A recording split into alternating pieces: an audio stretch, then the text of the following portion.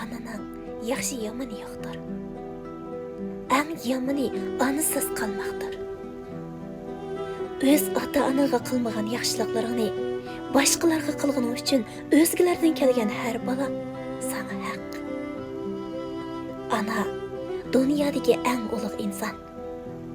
Har qanday nachar kayfiyatda onani haqorat qilgan inson eng past insondir. Sevgilimdan ayrilib qoldim. Tenhaman deb sarlanma. Ati o'gin ota-onangdan ayrilsan texi. Bilsang, mana bu haqiqiy ayrilish. Ota-onam boy bo'lsa deb orzu qilmay, bor bo'lsa deb orzu qil.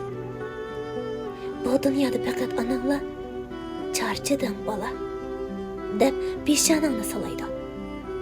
Onangdan boshqa har qanday insonga sening jafoying haqliq bilinadi. İnsanın eng yaqin do'sti ona.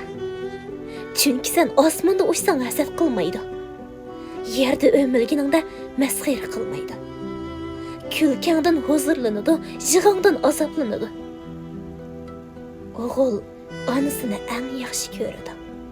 Chunki ona dunyodagi uni tashlab ketmaydigan birdan bir ayol. Qiz dadasini yaxshi ko'radi. Chunki dada dünyada onu aldamaydigan birdan bir er.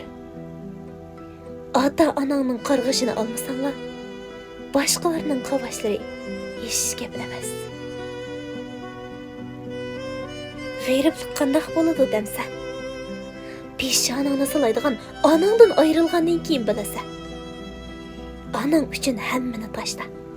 Lekin hech bir ish uchun onangni tashlama.